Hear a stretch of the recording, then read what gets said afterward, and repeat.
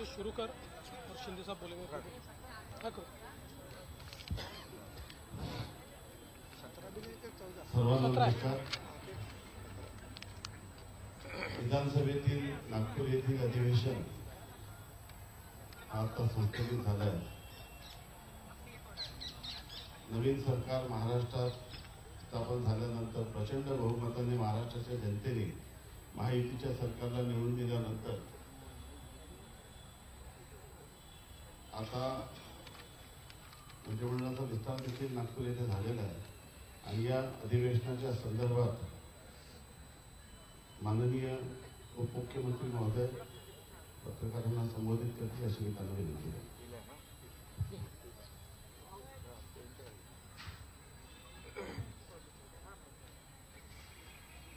सर्वांना नवीन वर्षाच्या शुभेच्छा। लवकरच सुरू होतं ना नवीन वर्ष। गेले 8 दिवस सुरू असलेलं हिवाळी अधिवेशन आज संपलंय आणि अधिवेशनामध्ये झालेलं कामकाज आणि घेतलेले निर्णय त्याला आपण सर्वांनी चांगली प्रसिद्धी दिली, त्याबद्दल आपल्या सगळ्यांचे आभार। हे अधिवेशन आशिष म्हणाला नव्याने सरकार स्थापन झालंय, पण आमचं महायुतीचं सरकार कंटिन्यू झालंय। टीम तीच आहे, मॅच नवीन आहे ना। आणि देवेंद्रजींच्या नेतृत्वाखाली मुख्यमंत्री म्हणून कामकाज सुरू झालंय महायुती सरकारचं आणि अधिवेशन देखील अतिशय यशस्वीपणे पार पडलेलं आहे। कमी कालावधी असला तरी सुद्धा सरकारने ठरवलेलं कामकाज, निर्धारित केलेलं कामकाज पूर्ण झालं। 17 विधेयकं मंजूर झाली। त्या विधेयकांमध्ये अनेक महत्त्वाची विधेयकं होती। कारागृह सुधारणा, प्राचीन स्मारके आणि इतरही महत्त्वाची त्या बाबतीमध्ये मुख्यमंत्री महोदय बोलतील अशी महत्त्वाची विधेयकं देखील मंजूर झालेली आहेत। पुरवणी मागण्या मंजूर झाल्या 35,788 कोटीच्या, ज्या योजना आमच्या सरकारने जाहीर केल्या होत्या, लाडकी बहीण योजना असेल, अन्नपूर्णा योजना असेल, बळीराजा वीज सवलत असेल, इतरही ज्या योजना आहेत त्या सुरू ठेवण्यासाठी जी आर्थिक तरतूद लागते ती तरतूद देखील पुरवणी मागण्यांमध्ये मंजूर केली। लाडकी बहीण योजना आणि इतर योजना ज्या आहेत, आम्ही ज्या घोषणा केल्या, ज्याची अंमलबजावणी सुरू झाल्या, त्या सर्व योजना जशा आहेत तशा सुरू राहतील, त्यामध्ये कुठेही व्यत्यय येणार नाही। त्याचबरोबर राज्यपालांचं अभिभाषण सभागृहात त्याच्या बाबतीत चर्चा झाली। राज्यपालांचे आभार देखील मानले आणि मुख्यमंत्री महोदयांनी विदर्भामध्ये अधिवेशन असल्यामुळे विदर्भातल्या अनेक प्रकल्पांना देखील आम्ही न्याय दिलेलाच आहे। यापूर्वी यापुढेही देणार। 20,000 रुपये धानाला बोनस देण्याचा निर्णय देखील मुख्यमंत्री महोदयांनी घेतला, त्याचं देखील समाधान आम्हाला आहे। आणि आमचं सरकार जे आहे सर्वसामान्यांचं सरकार आहे, सर्वांना सोबत घेऊन जाणार आहे आणि मागच्या महायुती सरकारचा जो वेग होता, जी गती होती, त्याला आणखी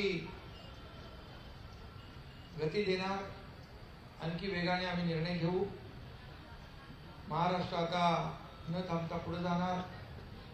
विरोधकांची संख्या जरी कमी असली तरी सुद्धा आम्ही त्यांच्या प्रत्येक ज्या आयुधाच्या माध्यमातून त्यांनी प्रश्न उपस्थित केले त्याला सरकारने उत्तर दिलं। महायुती सरकारने आपला शब्द देखील पाळला या अधिवेशनाच्या काळात मंत्रिमंडळ विस्तारही झाला, विधान परिषदेचे सभापती देखील त्यांची नियुक्ती झाली आणि विशेष म्हणजे पुणे विमानतळाला जगद्गुरू संत तुकाराम महाराज यांचं नाव देण्याचा प्रस्तावही मंजूर करून केंद्राला आम्ही शिफारसही केली. फक्त एवढंच आहे की अधिवेशन विदर्भात असताना विरोधी पक्षाने विदर्भासाठी जे मुद्दे उपस्थित करायला पाहिजे ते सभागृहामध्ये ते दुर्दैवाने उपस्थित न करता पायऱ्यांवर आणि तुमच्या चॅनल समोर जास्त प्रश्न आणि आरोप करण्यामध्ये धन्यता मांडली. तरी सुद्धा ठीक आहे, आम्ही सरकार म्हणून विरोधी पक्षाला देखील मान सन्मान दिलेला आहे आणि विरोधी पक्षाने फक्त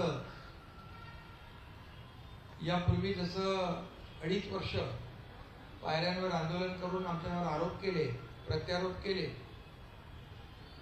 पण आम्ही मात्र आरोपाला 2.5 वर्षामध्ये आरोपाने उत्तर नाही दिलं, आम्ही कामाने उत्तर दिलं आणि म्हणूनच आम्ही काम केलं. सर्वसामान्य माणसाच्या आयुष्यामध्ये बदल घडवणारे निर्णय आम्ही घेतले. आम्ही टीम म्हणून ठिकाणी काम केलं आणि लोकांच्या मनातलं सरकार आम्ही म्हणायचो, सर्वसामान्यांचं सरकार ते खऱ्या अर्थाने काय असतं ते गेल्या 2.5 वर्षात आम्ही दाखवून दिलं आणि त्यामुळेच लोकांनी आरोपाला शिव्याशाप देणाऱ्यांना घरी बसवलं आणि आम्हाला लँडस्लाईड विक्ट्री दिली, मॅन्डेट दिलं.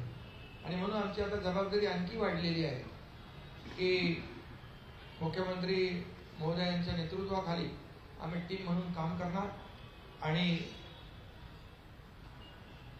आम्हाला काय मिळालं यापेक्षा महाराष्ट्रातल्या जनतेला काय मिळणार आहे, त्यांच्या जीवनामध्ये काय बदल होणार आहे आणि या महाराष्ट्र राज्याचा चौफेर विकास कसा होणार आहे यावर आम्ही पूर्ण फोकस करणार आहोत. आणि म्हणून विदर्भात देखील गेल्या 2.5 वर्षामध्ये अनेक सिंचन प्रकल्प असतील, त्याच्या डिटेलमध्ये मी जात नाही. पैनगंगा, नळगंगा, इतर जे काही मराठवाडा आणि विदर्भाचे सिंचनाचे प्रकल्प गेल्या 2.5 वर्षात आपल्याला माहित आहे की मागच्या महाविकास आघाडीच्या सरकारमध्ये सिंचनाच्या 2 प्रकल्पांना सुधारित प्रशासकीय मान्यता दिली होती, परंतु आमच्या महायुतीच्या सरकारमध्ये तब्बल 129 प्रकल्पांना, सिंचन प्रकल्पांना 170 झाले, त्याला मी मान्यता दिली. लाखो हेक्टर जमीन ओलिताखाली येणार आणि शेतकऱ्यांना फायदा होणार. म्हणून हे सरकार बळीराजाचंही आहे, त्याच्याही मागे उभं राहण्याचे निर्णय आम्ही घेतले आणि अनेक निर्णय नियमाच्या म्हणजे जे नियम निर्धारित केले त्याच्या पुढे जाऊन NDRF असेल आणि इतर निर्णय असतील, आम्ही तेही केलं शेतकऱ्यांसाठी. गेल्या 2.5 वर्षात आपल्याला माहित आहे, मी त्याची पुनरावृत्ती करत नाही, परंतु आदरणीय प्रधानमंत्री मोदींनी 6,000 रुपयाची जी शेतकरी सन्मान योजना दिली त्या 6,000 रुपये आम्ही टाकले गेल्या 2.5 वर्षात. 1 रुपयात पीक विमा योजना केली. मुख्यमंत्री महोदयांनी सोलर म्हणजे आपल्या सौर ऊर्जेवर भर दिला आणि शेतकऱ्यांना आता दिवसा वीज देण्याचा आमचा प्रयत्न आहे, तो आम्ही यशस्वी करतोय आणि 7.5 HP पर्यंत वीज बिल माफ करण्याचा आम्ही निर्णय घेतला, तो लागूही केला. आणि म्हणून जे जे निर्णय आम्ही घेतले त्याची अंमलबजावणी आम्ही केली, याचं समाधान आणि खूप आम्हाला आनंद आहे. आणि म्हणून विदर्भाला न्याय मिळवून देण्यासाठी फक्त चर्चा आणि सरकारला जाब विचारण्याचं काम यापेक्षा दुसरं काही विरोधकांनी केलं नाही. पायऱ्यांवरच फक्त आता नाटकं म्हणणार नाही, पण ते एवढं करण्याचं काम त्यांनी केलं आणि त्याच्यामध्ये धन्यता मानली. बीडच्या आणि परभणीच्या घटनेबाबत देखील प्रश्न उपस्थित केले. मुख्यमंत्री महोदयांनी अतिशय गांभीर्याने सरकारने दोन्ही घटना गांभीर्याने घेतलेल्या आहेत आणि त्या बाबतीमध्ये सविस्तर निवेदन मुख्यमंत्री महोदयांनी केलं आणि कारवाई देखील केलेली आहे.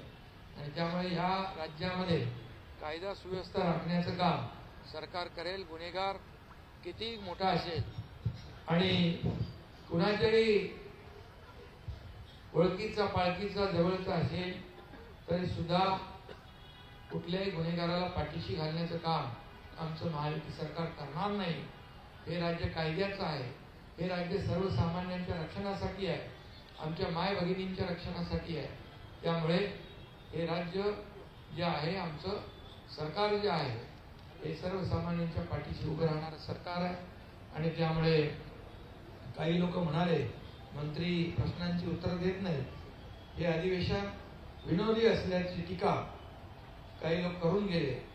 परंतु काही लोकांनी जेव्हा मुख्यमंत्री पदाचा राजीनामा दिला होता त्यावेळेस आमदारकीचाही राजीनामा देऊ असं म्हटलं होतं. परंतु ती आमदारकी वाचवण्यासाठी फक्त पर्यटन म्हणून काही लोक येऊन जातात आणि त्यांनी हे अधिवेशन विनोदी म्हणणं म्हणजे हाच मोठा एक विनोद आहे. आणि म्हणून बाकी जाऊ द्या, मी जास्ती काही टीका करत नाही. पण हे अधिवेशन अतिशय बरं. दुसरं, आपल्या सोयाबीन आणि कापसाला सरकारने 5,000 रुपये हेक्टरी मदत केली. त्याचे 4,194 कोटी 96 लाख शेतकऱ्यांना त्याचा फायदा झाला, हेही मी या ठिकाणी नमूद करतो. आणि कांद्याच्या संदर्भात देखील मुख्यमंत्री स्वतः आपल्या केंद्र सरकारशी संबंधित मंत्री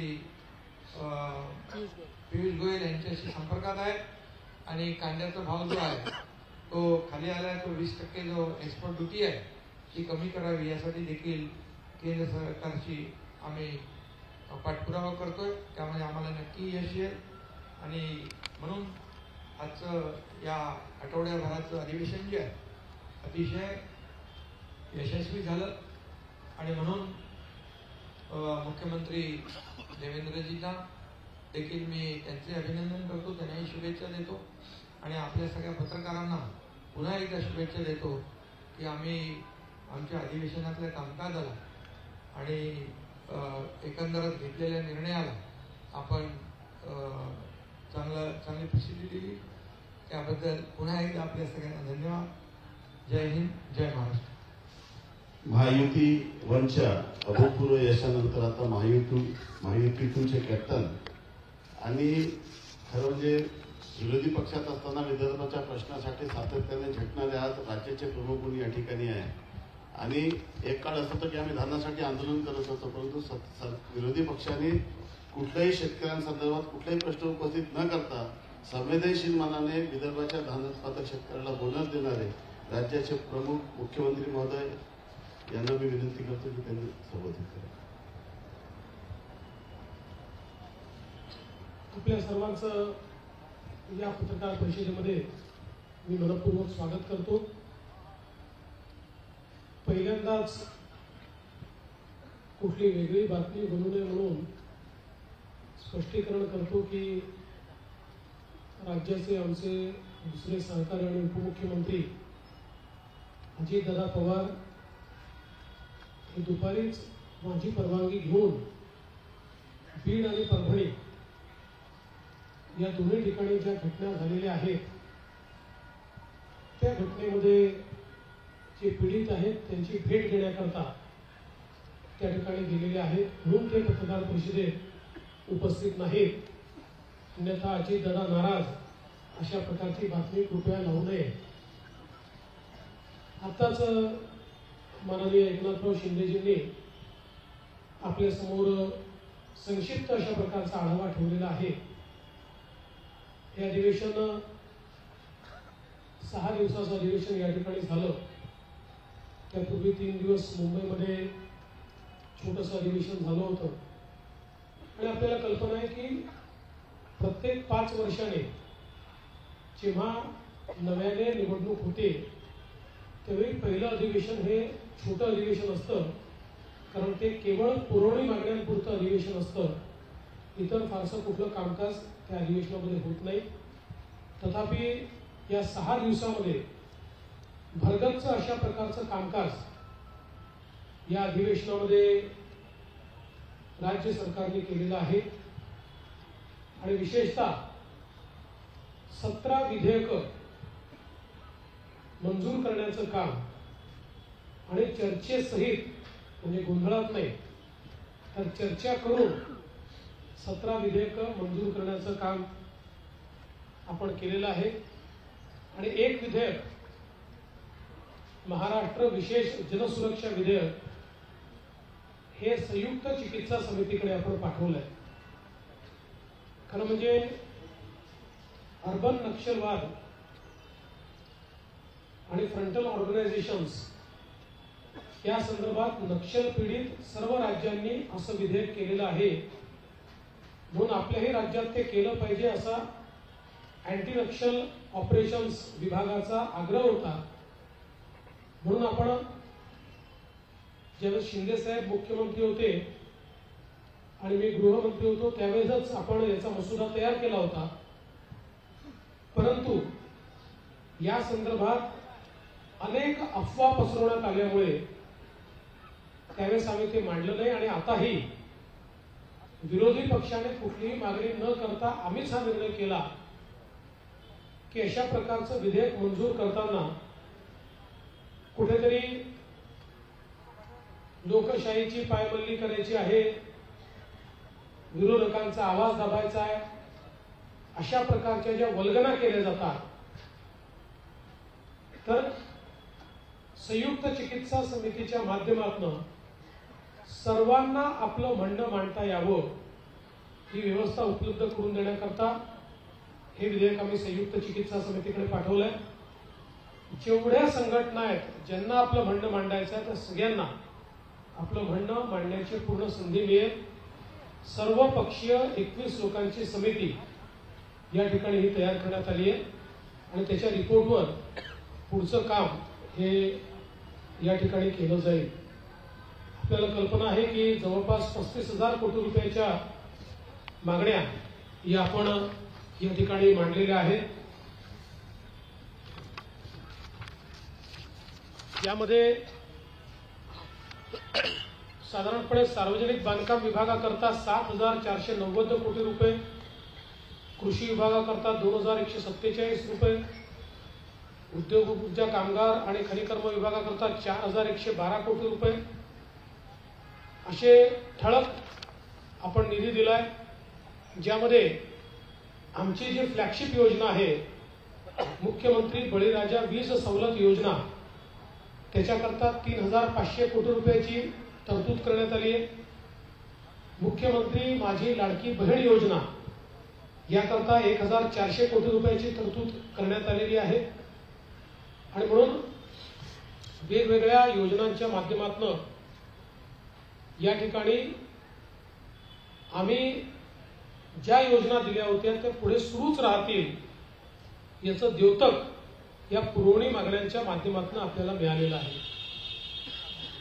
आज खरं म्हणजे अंतिम आठवडा प्रस्तावावर बोलत असताना विदर्भ आणि मराठवाड्याला या सरकारने काय दिलं आणि हे सरकार काय देणार आहे याची जवळपास 1.25 तास मी सविस्तर मांडणी केली आहे. एक प्रकारे सिंचन असेल, उद्योग असेल, गेल्या 2.5 वर्षात कशा प्रकारे या मागास भागामध्ये परिवर्तन आमच्या सरकारने केलं याचा लेखाजोखा मांडत असताना पुढचा रोडमॅप देखील मी त्या ठिकाणी मांडलेला आहे. आमच्या सरकारच्या अजेंड्यावर महाराष्ट्र आहेच, पण महाराष्ट्रासोबत महाराष्ट्रातला जो मागास भाग आहे, ज्या ठिकाणी विकासाचा असमतोल आहे त्याच्यावर आमचा फोकस आहे. आणि म्हणून नदीजोड प्रकल्प असतील, सिंचनाचे प्रकल्प असतील, उद्योग असेल, इन्फ्रास्ट्रक्चरचे प्रकल्प असतील, असा चौफेर विकास आम्ही कशा प्रकारे करतो हे आपण या ठिकाणी सांगितलंय. कापसाचा बोनस आपण घोषित केलेला आहे. संत्र्याच्या शेतकऱ्यांचं जे नुकसान झालं 55,000 शेतकऱ्यांना 165 कोटी रुपये देण्याचा निर्णय आपण संत्र्याच्या शेतकऱ्यांचा घोषित केलेला आहे. सोयाबीनची खरेदी हमी भावानं गेल्या 15 वर्षात सर्वात जास्त रेकॉर्ड खरेदी आपण यावर्षी केलेली आहे. ती अजूनही सुरू आहे. 12 जानेवारीपर्यंत ही खरेदी सुरूच राहणार आहे.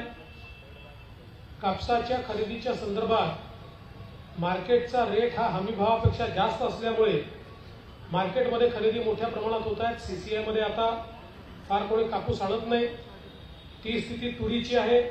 खरेदी केंद्र उघडले आहेत, पण मार्केटमध्ये हमी भावापेक्षा जास्त दर असल्यामुळे तुरीची खरेदी मार्केटमध्ये चाललेली आहे. त्यामुळे शेतमालाला जिथे योग्य भाव मिळेल तिथे त्याची विक्री चालली आहे. जिथे अडचणी आहेत तिथे इंटरव्हेन्शन करून त्याच्या खरेदीची पूर्ण व्यवस्था आणि विशेषतः विदर्भ मराठवाड्यामध्ये जी पिकं आहेत त्या पिकांना न्याय देण्याचं काम हे या ठिकाणी आपल्या सरकारने केलं आहे. हे सगळं होत असताना या काळामध्ये आपण एडीबी सोबत देखील एक करार केला आणि एशियन डेव्हलपमेंट बँक आणि युरोपियन इन्व्हेस्टमेंट बँक या दोघांनी मिळून आपल्याला नागपूर मेट्रो करता जवळपास 3,586 कोटी रुपयाचं कर्ज दिलं आहे. आणि मला सांगताना आनंद वाटतो की याचा व्याज दर जो आहे हा 0.72%, म्हणजे 1% देखील कमी दराने हे कर्ज त्यांनी आपल्याला दिलेलं आहे. आणि एक्सचेंज रेट हा डॉलर नाही आहे, तो येन आहे. डॉलरमध्ये मोठ्या प्रमाणात इन्फ्लेशन होतं. येन ही आपल्याकरता स्टेबल करन्सी आहे आणि 20 वर्षाचं हे कर्ज आहे. 5 वर्षाचा मोरटोरियम आहे. त्यामुळे मोठ्या प्रमाणात आता नागपूर मेट्रो टप्पा 2 याला गती या माध्यमातून मिळणार आहे. जवळपास 43 किलोमीटरचा हा टप्पा आहे आणि नागपूर परिसरातल्या 10 लाख प्रवाशांना याचा लाभ मिळणार आहे. आणि नागपूर जिल्हा हा शहराशी या टप्प्यामुळे जोडला जातोय. यासोबत आपली जी मित्रा संस्था आहे या संस्थेच्या माध्यमातून ग्रामीण रस्ते हे आमचा प्रयत्न असा आहे की 1000 लोकसंख्येचे जी गावं आहेत या गावांना कॉन्क्रीट रस्त्याने जोडायचं. त्या संदर्भात एशियन डेव्हलपमेंट बँकेशी करार आपला झाला. कौशल्य विकासाचे 500 केंद्रांच्या अपग्रेडेशनचा आपला करार झालाय. आणि मोठ्या प्रमाणात ज्यावेळेस शिंदेसाहेब मुख्यमंत्री होते त्यांनी बांबू मिशन सुरू केलं. बांबू हा शेतकऱ्यांच्या जीवनात परिवर्तन करू शकतो आणि त्यामुळे बांबूच्या लागवडीचं क्षेत्र वाढवण्याकरता अर्थपुरवठा एशियन डेव्हलपमेंट बँक आपल्याला करणार आहे. त्या संदर्भात त्यांच्याशी आपण करार केलेला आहे. या अधिवेशनामध्ये जी काही बिलं आपण मंजूर केली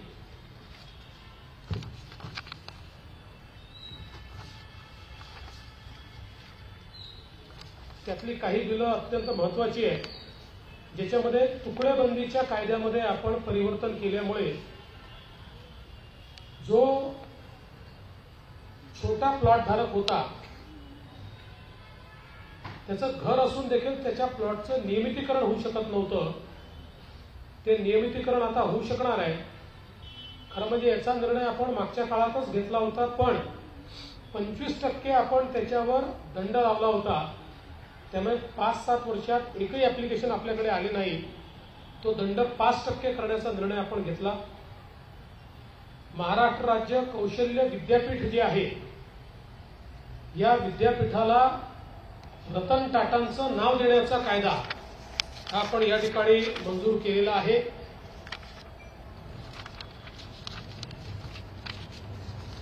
त्याचप्रमाणे एक नवीन संकल्पना त्याचा कायदा आपण मंजूर केलाय, क्लस्टर विद्यापीठ. क्लस्टर युनिव्हर्सिटी म्हणजे समूह विद्यापीठ. यूजीसीने आता त्या ठिकाणी एक एडेड कॉलेज असेल आणि 4 अनएडेड कॉलेजेस असतील तर तुम्हाला क्लस्टर विद्यापीठ करता येतं, अशा प्रकारचा एक नियम तयार केला. त्याचा कायदा आपण तयार केलाय. दुसरं महाराष्ट्र खासगी विद्यापीठे, त्यामध्ये 3 नवीन विद्यापीठ आपल्याकडे होत आहेत आणि त्यातलं एक जे पुण्याला नयनता विद्यापीठ होत आहे याचा कायदा आपण केला आहे. महाराष्ट्रातल्या आणि देशातल्या 10 प्रमुख उद्योजकांनी एकत्रित येऊन सेक्शन 8 कंपनी तयार केली, नॉन प्रॉफिट कंपनी तयार केली आणि या लोकांनी हैदराबादमध्ये जमीन घेऊन तिथे हे विद्यापीठ तयार करायचा निर्णय घेतला होता. मी स्वतः त्यांना विनंती केली की तुम्ही महाराष्ट्रात करा, आम्ही तुम्हाला वेगानं सगळ्या प्रकारच्या मान्यता देऊ. आणि त्यांनी ते मान्य केलं आणि आता त्यांचं विद्यापीठ सुरू होत आहे. हे देशातलं एक आगळं वेगळं आणि ज्यामध्ये अत्यंत चांगल्या प्रकारचे वेगळ्या प्रकारचे कोर्सेस असतील आणि जागतिक विद्यापीठाशी कॉम्पिटिशन करू शकेल अशा प्रकारचे विद्यापीठ आता पुण्यामध्ये तयार होत आहे.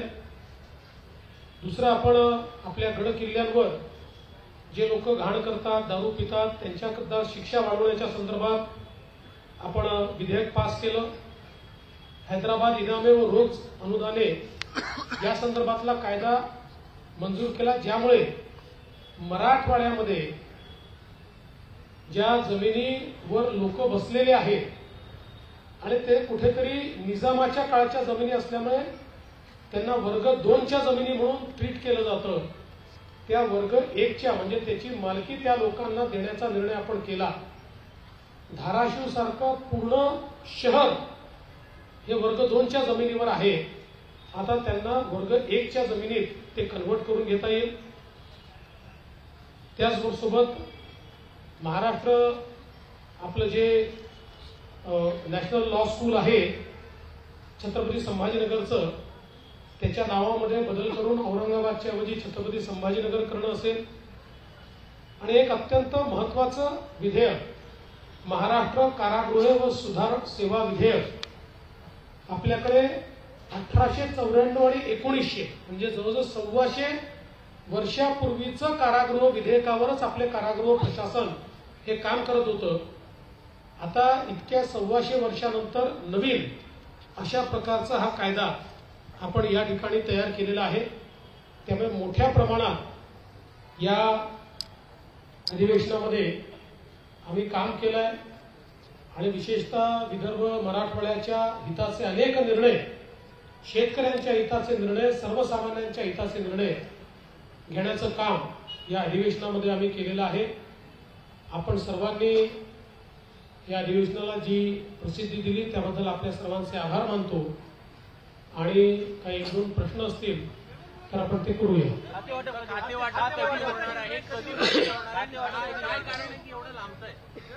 खाते वाटप लवकरच होणार आहे.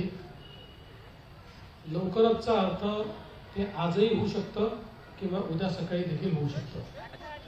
नागपूरशी संबंधित 2 प्रश्न आहे. नागपुरात अधिवेशन होते आहे. भारतामध्ये असं एकही शहर नाही जिथं 4-4 विकास प्राधिकरण काम करतात. नागपूर एकमेव शहर आहे जिथं महामेट्रो आहे, NMRD आहे आणि नागपूर सुधार प्रन्यास आणि महानगरपालिका. मागच्या टर्ममध्ये तुम्ही नासूप्र बरखास्त करण्याचं हे केलं होतं, मात्र आमदार नितीन राऊत पालकमंत्री बनल्याबरोबर उद्धव ठाकरे सरकारमध्ये नासूप्रला पुनर्जीवित करण्यात आलं. ज्यावेळेस ते नासूप्र पुन्हा बरखास्त होणार का? विचाराधीन आहे, त्या संदर्भात योग्य निर्णय करू.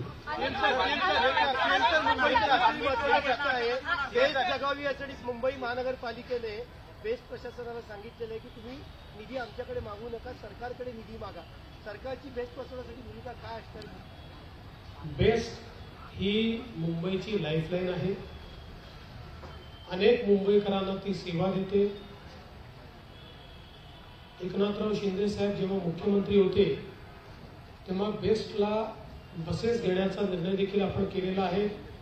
मोठ्या प्रमाणात नवीन बसेस घेण्याकरता ऑर्डर देखील प्लेस केलेली आहे. आणि बेस्ट ही नीट चालली पाहिजे याकरता राज्य सरकारही मदत करेल आणि महानगरपालिकेलाही मदत करायला सांगेल.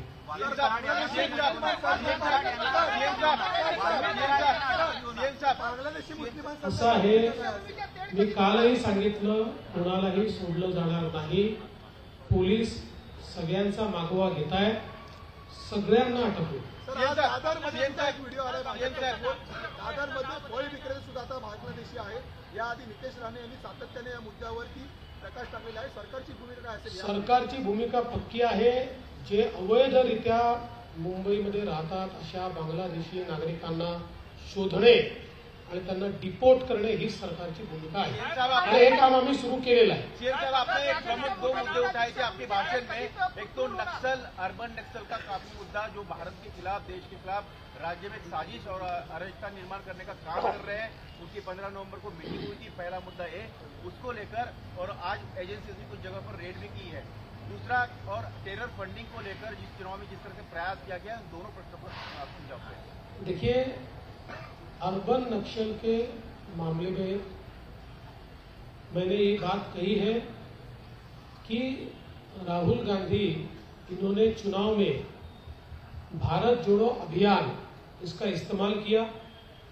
तकरीबन 180 संगठनाएं इसमें काम कर रही थी. इनमें से कई संगठनाएं ये फ्रंटल ऑर्गेनाइजेशन, जिसको बोली भाषा में अर्बन नक्सल कहते हैं, फ्रंटल ऑर्गेनाइजेशन के रूप में काम करती है. और मैंने महाराष्ट्र की असेंबली में सबूतों के साथ ये कहा कि हमने इनको फ्रंटल ऑर्गेनाइजेशन नहीं ठहराया.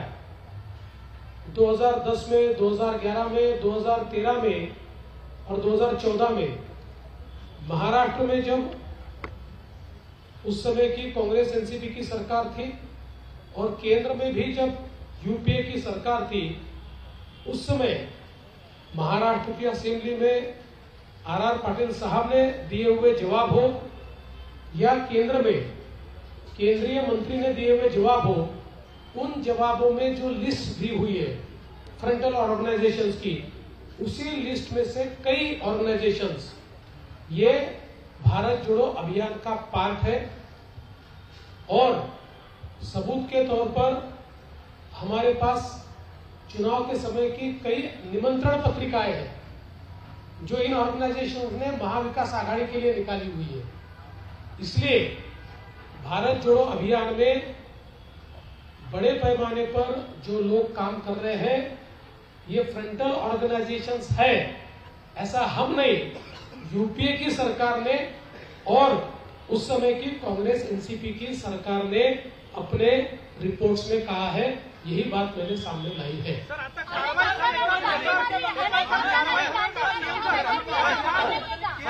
अनेक आमदारांनी दांडी मारली. वैदर्भियांचा अपमान नाही का हा नागपूरकरांचा अपमान? विचार करें. अल्पकालीन चर्चेदरम्यान आपण दिलेल्या उत्तरात विरोधकांचं असं म्हणणं आहे की परभणी जिल्ह्यात सोमनाथ सूर्यवंशीला न्याय नाही मिळाला. विरोधकांनी माझं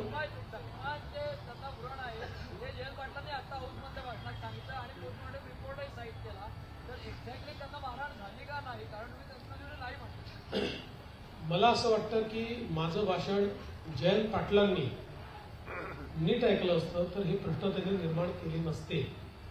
मी 3 गोष्टी सांगितल्या. पहिली गोष्ट, 2 वेळा मॅजिस्ट्रेट समोर मॅजिस्ट्रेटने त्यांना विचारलं तुम्हाला मारहाण झाली आहे का? त्यांनी सांगितलं नाही. ही पद्धत असते, विचारावं लागतं. ते मॅजिस्ट्रेटनी त्यांना ते नोंदवावं लागतं. ते नोंदवून ठेवलेलं आहे.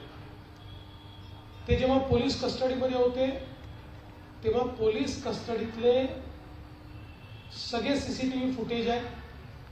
कुठलाही टाइम लॅग नाही आहे त्याच्यामध्ये. कुठेही त्यांना मारहाण झाल्याचं दिसत नाही. तिसरं, त्यांची जी मेडिकल एक्झामिनेशन झाली, मी जे सांगितलं की आपण जे सगळे दाखवतो आहोत ते पोस्टमॉर्टम रिपोर्टचं कव्हर दाखवतो, पण जी डिटेल्ड मेडिकल एक्झामिनेशन झाली त्याच्यामध्ये त्यांना श्वसनाचा दुर्धर रोग आहे हे तेव्हाच नमूद करून ठेवलेलं आहे. हे मी सांगितलं. तथापि एवढं सगळं झाल्यानंतर ते जेलमध्ये असताना, पोलीस स्टेशनमध्ये असताना नाही, जेलमध्ये असताना त्यांचा मृत्यू झाला. आणि पोस्टमॉर्टम रिपोर्टच्या फ्रंट पेजवर मल्टिपल इंजुरीज असं लिहिलेलं असल्यामुळेच आपण त्याची न्यायालयीन चौकशी करतो आहोत की ज्या न्यायालयीन चौकशीतनं सत्य काय हे बाहेर आलं पाहिजे. हे लपवण्याचं कुठलंही कारण नाहीये. राहुल गांधी आ रहे हैं. राहुल गांधी सोमवार की दिन आ रहे हैं.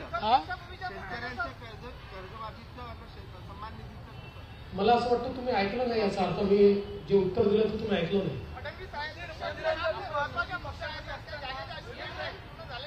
फ्रंटल संघटना संघटना आहे त्याच्यावर कारवाई करणार आहे का महायुती सरकार आता? नाही, असं आहे की त्या संदर्भातल्या काही याच्यावर मागच्याही काळात कारवाई झालेली आहे, काही UAPAच्या माध्यमातून काही कारवाई झालेली आहे.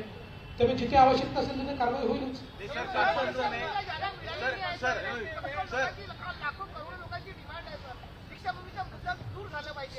दीक्षाभूमीला ज्या ज्या मागण्या आहेत त्या आम्ही पूर्ण केलेल्या आहेत. ज्या जागेचं तुम्ही या ठिकाणी सांगताय ती कृषी विभागाची केंद्राची एक छोटीशी जागा आहे, ज्याची मागणी अनेक वर्षापासून त्या ठिकाणी आहे. आम्ही केंद्राला विनंती केलेली आहे की ती जागा त्यांनी द्यावी.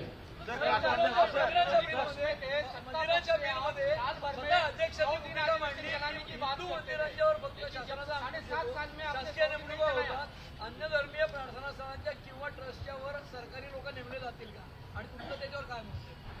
असं आहे की मुळामध्ये जे काही आपले मंदिरं असतील किंवा इतर धार्मिक स्थळं असतील यांच्या कंट्रोलचे वेगवेगळे कायदे आहेत.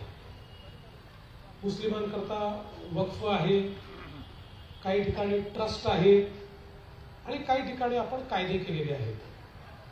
त्याच्यामुळे त्याच पद्धतीनं आपण आता चाललो आहोत. पण अध्यक्षांनी एक महत्वाची गोष्ट लक्षात आणून दिलेली आहे, त्याचा कायदेशीर अभ्यास करावा लागेल. हमेशा मांग करते थे कि 100 दिन अधिवेशन साल भर में, लेकिन आपके 7.5 साल का रिकॉर्ड है कि 100 दिन एक भी बार नहीं चला है. 100 दिन नहीं चला, लेकिन पिछली सरकारों के तुलना में सबसे ज्यादा दिन हमने चलाया. और प्रॉब्लम तो ये है कि विरोधी पक्ष के लोग पहले दिन मांग करते कि 2 हफ्ते और बढ़ाया जाए, और जब 2 हफ्ते हो जाते हैं तो आधे बेंचेस विरोधी पक्ष के खाली होते हैं. हमको प्रॉब्लम आता है कि कोरम जितने भी लोग वहां उपस्थित नहीं होते. तो हमने तो हमेशा प्रयास किया और आगे भी हमारा प्रयास रहेगा. और मैं आज भी आपको बताता हूं, हमारे 7 सालों का हिसाब निकालिए. उद्धव जी ने तो चलाया नहीं, 2-3 दिन चलाते थे, लेकिन हमारे 7 सालों का हिसाब निकालिए. देश के किसी भी विधानसभा से ज्यादा, किसी भी विधानसभा से ज्यादा हमने महाराष्ट्र विधानसभा चलाई. चला सगळ्यांचे फार फार धन्यवाद.